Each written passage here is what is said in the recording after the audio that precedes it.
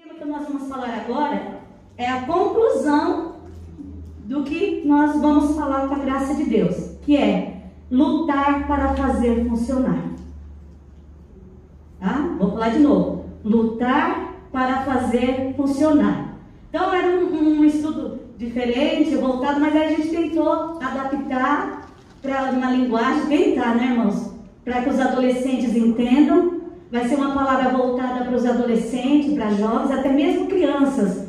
Mas eu creio que você, pai, mãe, nós adultos aqui, vamos pegar a nossa parte. E também vamos lutar para fazer funcionar. Amém? Quantos podem glorificar ao Senhor? Então, nós queremos já de início, na introdução, no livro de Jeremias, no capítulo 29, versículo 11. Nós não vamos falar sobre o contexto destes capítulos, ou deste livro, mas nós queremos pegar com base para dizer para você, adolescente, né, que os pensamentos de Deus é de paz e não de mal, para te dar um fim que esperais.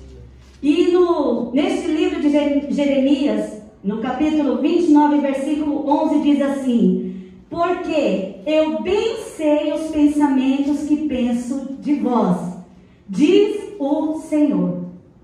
Ponto e vírgula. Pensamentos de paz e não de mal, vírgula, para vos dar um fim que esperais. O que Deus fez em termos de família? Eu sou limitada, nós vamos passar alguns pontos, mas eu creio que o Espírito Santo é quem vai te convencer, é Ele que vai encher o teu coração, é Ele que vai fazer você discernir. E como nós já vemos aqui, os pensamentos de paz é de paz e não de mal, ok? Então vamos lá. O Senhor não trata nós apenas como indivíduos, mas também como famílias. Mas é claro que a salvação ela é individual. E a fé e a escolha têm as suas consequências. Tá? Então, nós respondemos a respeito da salvação para com Deus, é individual. Sou eu que vou prestar conta com Deus.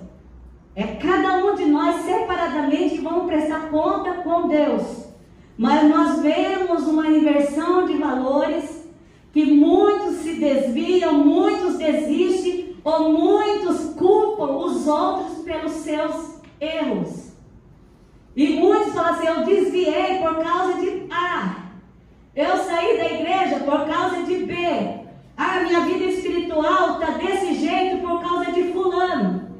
E uns tempos atrás, o pastor Rosivaldo ministrou sobre Jonas e ele teve um foco. E o diácono Namoro, no culto de oração na quarta, ele também ministrou sobre Jonas e ele teve um outro foco. Mas uns dias antes, nós fomos ministrar ali, ajudando a Sara com as crianças, e tínhamos falado sobre Jonas e um outro foco. E o interessante, irmãos, que eu já com esses tantos anos de evangelho, eu nunca parei para meditar nesse foco. Porque quando Jonas ele estava lá naquele barco, fugindo da presença do Senhor, em direção da vontade de Deus, e o barco ali sobreveio uma grande tempestade, e aqueles marinheiros, aquele capitão jogavam tudo que estava no barco para fora, para que o barco não viesse a afundar. Mas todos nós sabemos, cada um que está aqui, até as crianças lá na salinha, eles sabem que nesse momento Jonas estava dormindo. Mas quando ele foi ali acordado pelo capitão, naquele desespero daquilo que estava acontecendo e que todos estavam a ponto de morrer, ele pergunta para Jonas: que fazes aqui dormente? E ele questiona: quem é você? De onde você veio? Por que quem sobreveio a este mal? Irmãos, que lição gloriosa para nós. Jonas não se desculpou. Jonas não se teve, pôs culpa em outra pessoa, mas ele culpou: é por minha causa. Irmãos, isso é lindo quando nós reconhecemos que nós erramos. Pai, quando reconhece, mãe, filho, que nós erramos. Então nós sabemos disso, conforme a palavra de Deus. Em Romanos 14, 12 diz assim: Assim, pois, cada um de vós dará conta de si mesmo a Deus. Romanos 14, versículo 12. Assim, pois, cada um de nós dará conta de si mesmo a Deus. Contudo, irmãos, quando nós falamos a respeito do propósito e não da responsabilidade individual, nós percebemos através da Bíblia que Deus pensa na família e tem um propósito com a família. Aleluia. Glorificado é o nome do nosso Deus. Nós vemos na Bíblia Abraão, quando o Senhor o chamou de patriarca Abraão. Na ocasião ainda o nome dele era chamado de Abrão. E Deus fez com ele o que? Uma aliança. Ainda que estivesse tratando com o indivíduo que era Abraão, mas Deus estava focando na família. Como nós vemos em Gênesis 12, 3. Ora, o Senhor disse a Abraão: sai-te da tua terra, da tua parentela, da casa do teu pai, para que a terra que eu te mostrarei.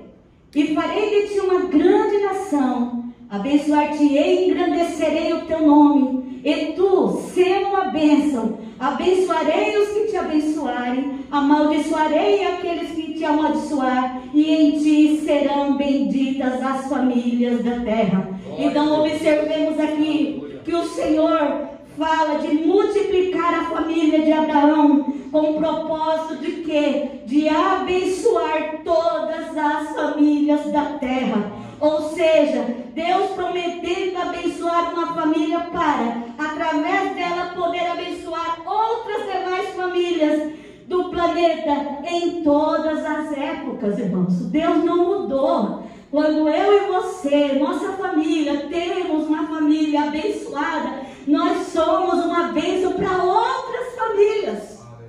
E aí, em todas as épocas, o mesmo Deus que abençoou Abraão, Ele está aqui nesta noite, neste mês, Ele estará conosco, nos abençoando. Glória a Deus, aleluia. Grande Deus, aleluia. Nós vemos também, irmãos, Noé. Encontramos esse padrão, salvação individual, mas o propósito familiar. Nas histórias bíblicas, basta o que recordar o que aconteceu com Noé. Noé chamou a atenção de Deus com o quê? Com a sua integridade. E sozinho conseguiu o livramento para a sua família. E eu creio, irmãos, que quando nós pais, nós adolescentes, agora acabei dizendo para os pais, né? Nós somos abençoados, automaticamente Deus está dando livramento para a nossa família. E quantos livramentos Deus já não tem dado para os nossos filhos, os que nós presenciamos e o que nós nem imaginamos que estava acontecendo com ele. Então que Deus nos abençoe. E encontramos também nas páginas do Novo Testamento, aleluia, Centurião Cornélio, Atos 11:14. E ele nos contou como vira em pé em sua casa o anjo. Ele dissera: envia a Jope e manda chamar Simão, que tem por sobrenome Pedro, o qual te dirá palavras pelas quais serás salvo, tu e tua casa. Nós vemos na conversão do carcereiro, lá em Atos 16:30, responderam eles: crê no Senhor Jesus e serás salvo tu e a tua casa. Irmãos, nós temos que crer, nós temos que lutar. Nós não podemos desistir. Aleluia. Precisamos, irmãos, compreender esse propósito divino para a família, entender o projeto de Deus, que nos ajudará a discernir o valor que é atribuído por Deus à família. Aleluia. Então queremos dar um alerta 2 aqui. Os valores de muitos estão desordenados.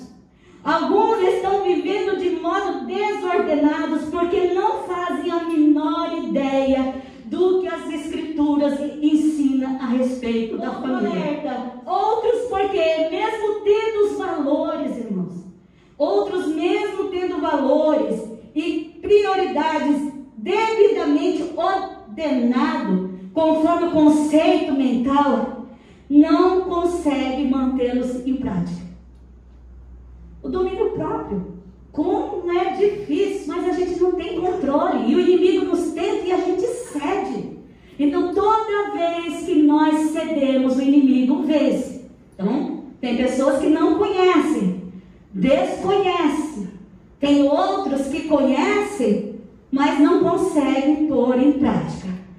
Para que quem deseja, irmãos, viver no lugar, correto, da importância da família atribuída por Deus, chamamos atenção. A primeira coisa a ser feita é conhecer a escala dos valores do ponto de vista meu? Não. Do ponto de vista do sistema deste mundo? Não. É do ponto de vista de Deus, ou seja, aquilo que a Bíblia ensina. Depois, irmãos, é aqui onde nós queremos chegar. É aquilo que a Bíblia ensina. Depois é lutar para fazer funcionar.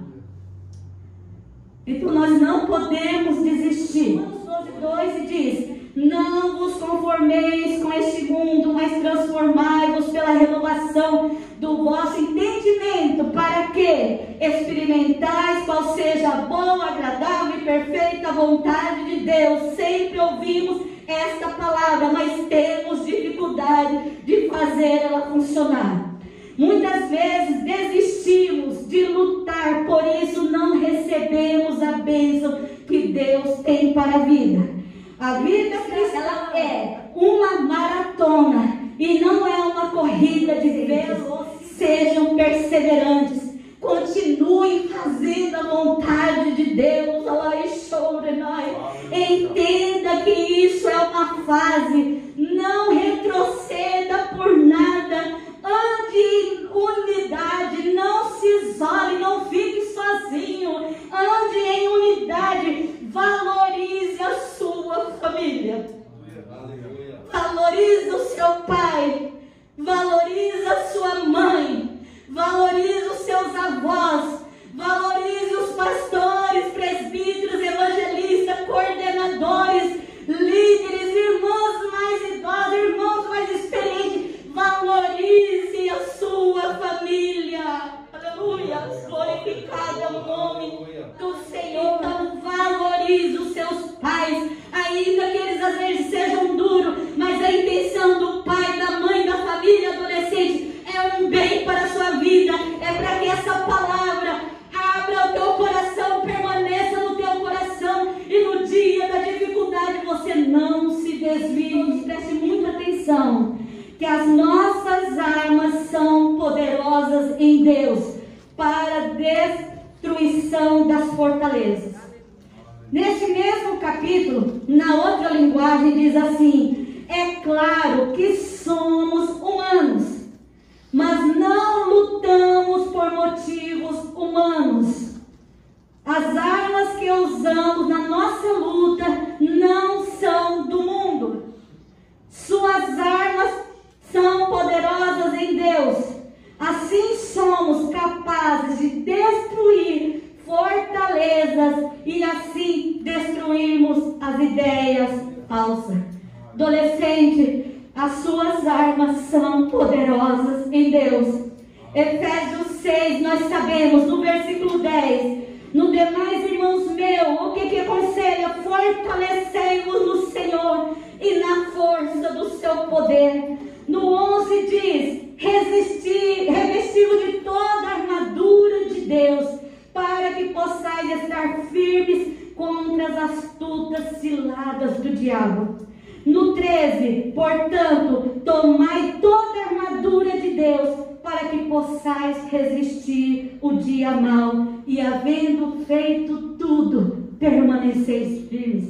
Deus tem disponibilizado a você a sua armadura.